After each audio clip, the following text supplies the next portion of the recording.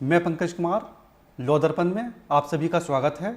आज हम बात करेंगे भारतीय साक्ष्य अधिनियम की उद्देशिका के बारे में। उद्देशिका को प्रस्तावना भी कहा जाता है, अंग्रेजी में इसको बोलते हैं प्रियम्बल। सबसे पहला पॉइंट, उद्देशिका होती क्या है। देखिए, उद्देशिका की कोई परिभाषा तो हमारे पास है नहीं। उद्देशिका को कहीं भी परिभाषित नहीं किया गया है, लेकिन सामान्य अर्थों में यानी कि सामान्यता हम ये कह सकते हैं कि उद्देशिका अधिनियम के उद्देश्य को जानने का एक साधन होती है। उद्देशिका विधायकों के मस्तिष्क को जानने की कुंजी होती है, एक माध्यम होता है। यानी कि उद्देशिका से हमें यह पता लगता है कि इस अधिनियम को बनाया क्यों गया है। उद्देशिका ही हमें ये बताती है कि इस अधिनियम को बनाने के पीछे विधायकों के क्या विचार रहे थे। यानी कि एक प्रकार से हम ये कह सकते हैं कि उद्देशिका अधिनियम का पहचान पत्र होता है। उद्देशिका अधिनियम का पहचान पत्र होता है। आगे बढ़ते हैं। अच्छा, उद्देशिका का महत्व क्या होता है। देखिए, अधिनियम में अगर किसी प्रावधान का आशय और अर्थ स्पष्ट ना हो, तब ऐसी स्थिति में उस प्रावधान की व्याख्या करने के लिए उद्देशिका की सहायता ली जाती है। अब हम ये देखते हैं कि भारतीय साक्ष्य अधिनियम की उद्देशिका कहती क्या है। देखिए, भारतीय साक्ष्य अधिनियम की उद्देशिका ये कहती है कि साक्ष्य की विधि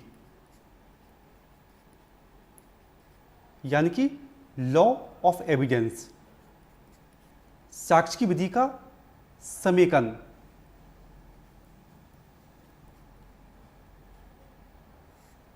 साक्ष्य की विधि का परिभाषण और साक्ष्य की विधि का संशोधन, ये तीन चीजें हैं। साक्ष्य की विधि का समेकन, साक्ष्य की विधि का परिभाषण और साक्ष्य की विधि का संशोधन, ये तीनों समीचीन हैं।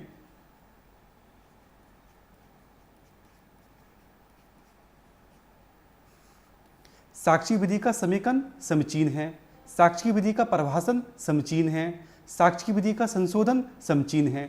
इसलिए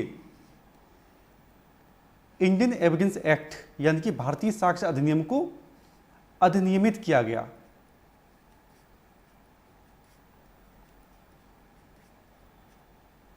समझे। भारतीय साक्ष्य अधिनियम की उद्देशिका ये कहती है कि साक्ष्य की विधि का समेकन, परिभाषण और संशोधन समीचीन है, इसलिए भारतीय साक्ष्य अधिनियम को अधिनियमित किया गया। देखिए, इसमें तीन शब्द हैं। एक है समेकन। समेकन का मतलब ये है कि भारतीय साक्ष्य अधिनियम में साक्ष्य संबंधी नियमों को इकट्ठा किया गया है। ठीक, भारतीय साक्ष्य अधिनियम साक्ष्य संबंधी विधियों को इकट्ठा करती है एक जगह। परिभाषण का मतलब ये है कि भारतीय साक्ष्य अधिनियम जो साक्ष्य संबंधी जो विधियां हैं उनको जहां परिभाषित करने की आवश्यकता पड़ती है उनको परिभाषित करती है। तीसरा है संशोधन। भारतीय साक्ष्य अधिनियम साक्ष्य संबंधी जो विधियां हैं, मतलब जो लॉ हैं, उनको जहां भी संशोधन करने की आवश्यकता पड़ती है उनको संशोधित करती है।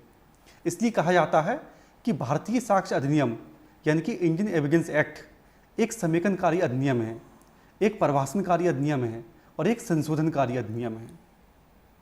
तो ये हमारे भारतीय साक्ष्य अधिनियम की उद्देशिका है जो खत्म हो गई। बहुत बहुत शुक्रिया। मैं पंकज कुमार, बने रहिए हमारे साथ।